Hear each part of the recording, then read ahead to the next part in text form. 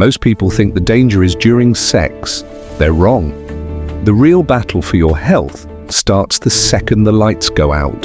There's a 15-minute window right after intimacy where your body either builds a fortress or invites an infection that could haunt you for months.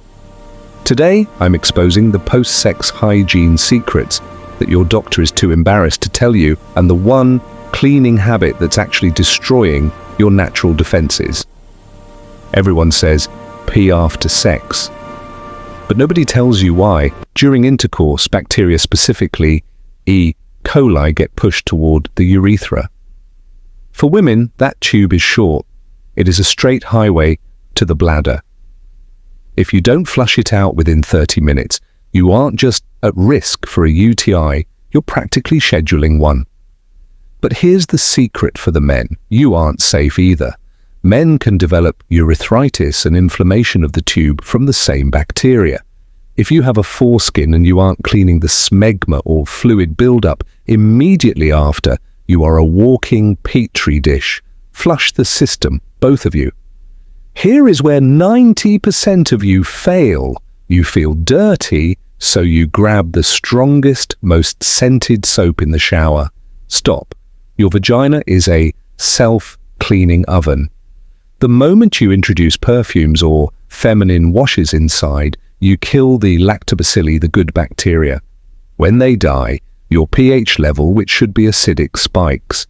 That is the exact moment yeast and bacterial vaginosis take over. Clean the outside the vulva with warm water only. If you use soap, it must be fragrance-free and pH balanced. Never, and I mean never, douche.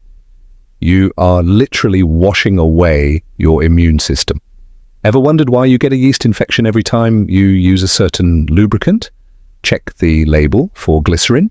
Glycerin is a sugar. And what does yeast love more than anything? Sugar. You are literally feeding the infection. And for the ladies with steady partners, semen is alkaline. Your vagina is acidic. When they mix, it's a chemical war.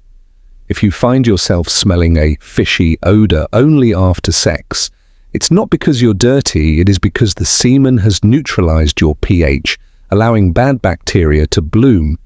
Hear this secret. Use a medical-grade polyurethane foam or a gentle external wipe to remove excess fluids immediately. Don't let it sit. You've showered, you've peed. You're good, right? Wrong. What about your hands? Bacteria under fingernails causes more mystery infections than almost anything else. If there was manual stimulation and you didn't wash your hands before and after, you just transplanted bacteria from a doorknob directly into a mucous membrane. It is simple biology, but it is the one thing no one talks about. Final step. After the cleanup, do not, I repeat, do not put on tight synthetic underwear or leggings. Moisture plus heat equals bacteria. Wear loose cotton undies, or better yet, go to sleep without any. Your body needs to breathe to reset its microbiome. If you ignore these steps, you are playing Russian roulette with your reproductive health. You've heard of the 15-minute rule, right?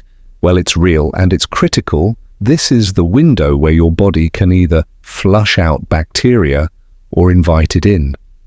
Most people think they can just go to bed after sex and deal with it tomorrow. But that's when infections start brewing. Here's what happens. After sex, your body's natural defenses are compromised. The pH balance in the vagina gets disrupted. Sweat starts to build up in your genitals, and that is when bacteria thrive. You have just 15 minutes to start your hygiene routine, whether it is urinating, wiping off fluids, or switching to breathable underwear. After that, you're in infection territory.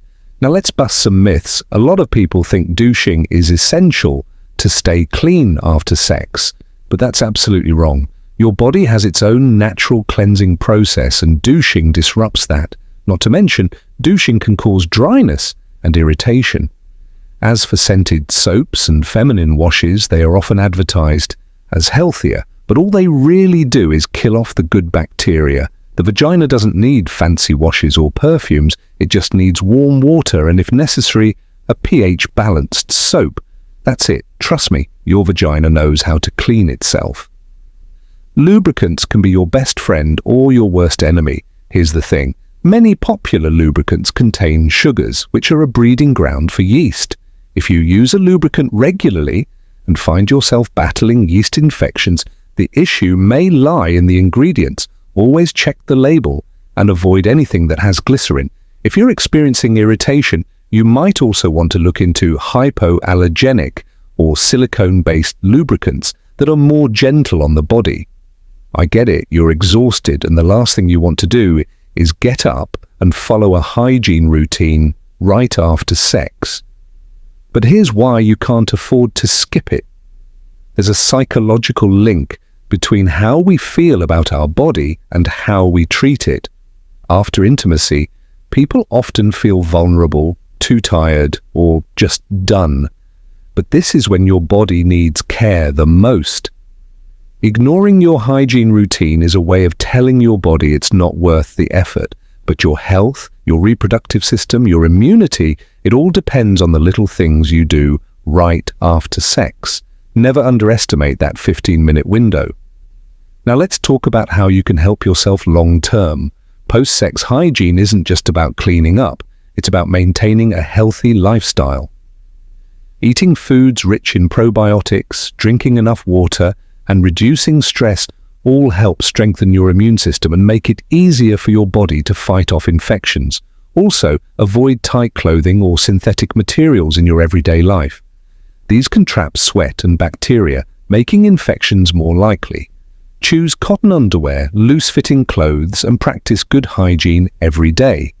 If you find this video interesting, share, and subscribe because we will bring this to your way every week. Thanks for watching. Stay informed, take action. Ever battle with any infection? Let me hear you in the comment section.